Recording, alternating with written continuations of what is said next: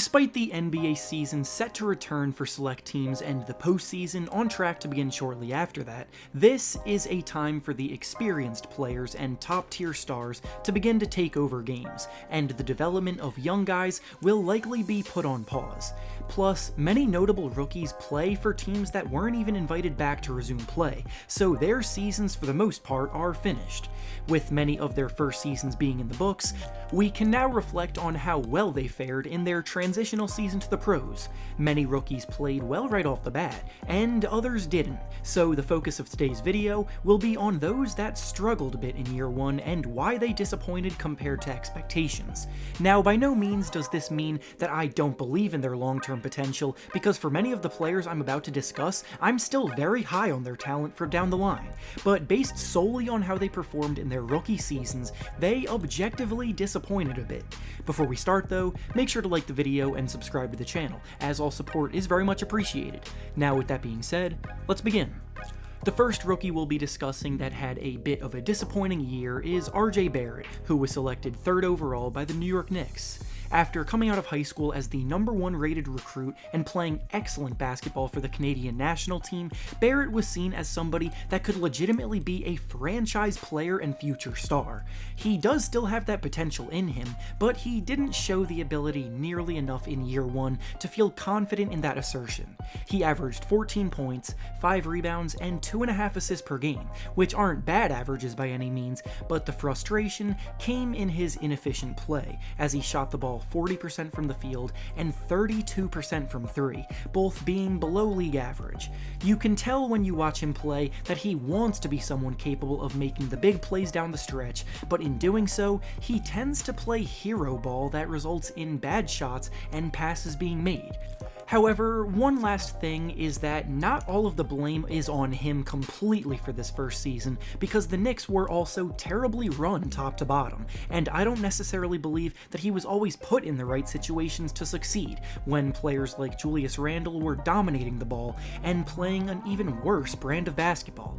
Unfortunately, with a combination of his own tendencies and the leadership around him, it resulted in a disappointing year, but as he continues to develop, I still see a very bright future for him.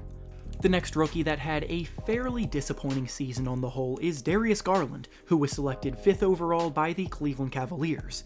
Garland was the biggest mystery of the draft last year because he got injured very early on in his college season, so the amount of tape available on him was limited, but based on what we were all able to see, most came away incredibly impressed. His tight and quick handle, his ability to separate and get shots off, and his overall playmaking ability reminded some of a young Damian Lillard, so taking him with a top 5 selection was pretty much justified. The selection still very much is justified, but objectively, he wasn't that good in year one. He averaged about 12 points and 4 assists per game, while shooting 40% from the field and 35% from 3, being decent numbers but nothing noteworthy, and the Lillard comparisons fall flat in this regard. Now again, Garland's another player that, along with Barrett, I personally still have very high hopes for down the road. And the fact that it was his first serious basketball competition in over a year because of the injuries very well could have played a part in his struggles. He will need to work on taking and making smarter shots, turning the ball over less, and playing better defense as time goes on, but the disappointment of year one shouldn't by any means result in people writing him off. The next rookie that didn't quite play up to expectations this year is Jarrett Culver, who was selected 6th overall and then traded to the Minnesota Timberwolves. Culver was a legitimate star in college basketball who led his Texas Tech team to the championship game with his top-tier two-way play, but in the NBA, it's going to take him some time before he starts to play consistently and produce at that same level. The biggest concern with his game is his perimeter shooting, as he shot a miserable 29% from 3. A good indicator of how good a player can become as a shooter has been his free throw percentage, but the fact that Culver only shot 46% at the line makes these concerns even worse. He averaged 9 points, 3 rebounds, and 2 assists per game this year, which combined with the struggles with his efficiency just made for a pretty underwhelming season. On the bright side, he did demonstrate some very good defensive capabilities, and at times he showed he could become a decent scorer of the ball on the drive, but all in all, his season wasn't quite what Wolves fans were hoping it would be, but even still, he has the talent to be a solid two-way player for them over time. The next rookie that disappointed with his play this season is Cam Reddish, who was selected 10th overall by the Atlanta Hawks. Now, Reddish is an example of a player that might not have been on this list had the season been played out in its entirety, because while he struggled mightily for a good portion of the season, he did turn things around in the few weeks before play was put on pause. Reddish slipped down to the 10th pick after being seen as a potential top 3 prospect in the class because of his incredibly inconsistent play at Duke, and unfortunately, that inconsistency continued into his first NBA season. He's a shooter by nature, and he has all the capabilities of being a smooth shot creator off the dribble, but he doesn't showcase the ability nearly enough. On the season as a whole, he averaged about 10.5 points and 4 rebounds per game, while shooting 38% from the field and 33% from 3, demonstrating his inefficiency.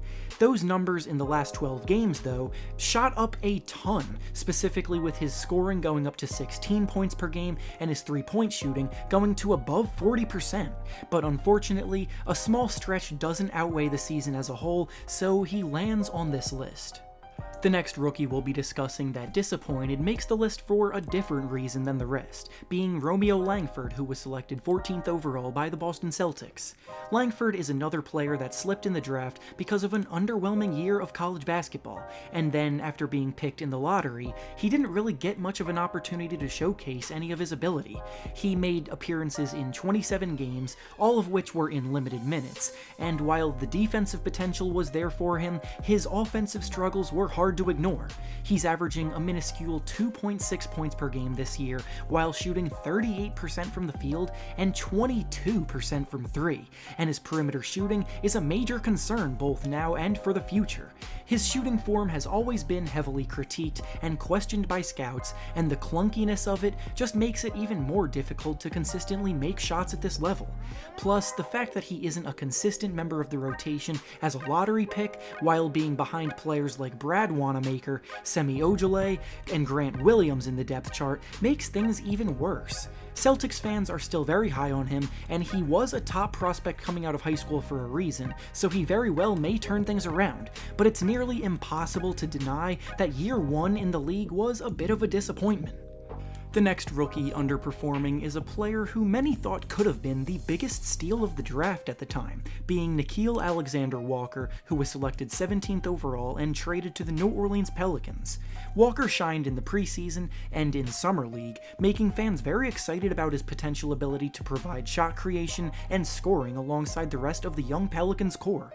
However, after all of the hype, it simply did not translate to production on the court this year, which is disappointing because it's very clear he has a ton of talent when you watch him play. He's able to get to his spots and create high quality looks for himself off the dribble, but the issue has been converting said looks. He's averaging only 5 points per game while shooting an abysmal 34% from the field, and as the season progressed, he lost his spot in the rotation. With that being said though, as I mentioned earlier, he is a capable shot creator, and the fact that he was unable to finish these chances very well could have been a mental thing being a rookie. So if he gets his confidence back and those shots start falling down the line, then he can still be a big steal for the Pelicans from the draft that they thought they were getting out of him at the time. And finally, the last player we'll be discussing in this video is someone that didn't even have that big of expectations, being Jordan Poole, selected 28th overall by the Golden State Warriors. Poole was a fringe first-round talent that the Warriors took a chance on at the end of the round, but ultimately, that chance is not looking like it was worth it. Poole was a fairly exciting college player who made some big plays over the years for Michigan, but with his playstyle being as a scorer, he wasn't quite good enough to be seen as a top NBA prospect, and the rest of his game isn't nearly as strong. With that being said, as a rookie this year, he's having one of the worst overall seasons any player is having, scoring about 9 points, but shooting the ball 33% from the field and 28% from 3.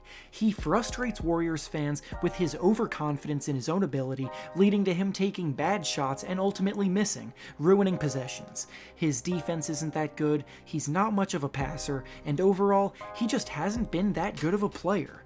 For a first-round pick being given a fairly consistent role on his team, the word disappointment is putting it nicely, so he without a doubt makes it onto this list. And with that being said, that's all I have for you today. Make sure to like the video, subscribe to the channel, and comment down below any other rookies you think have disappointed this season. Thanks for watching, and I'll see you all next time.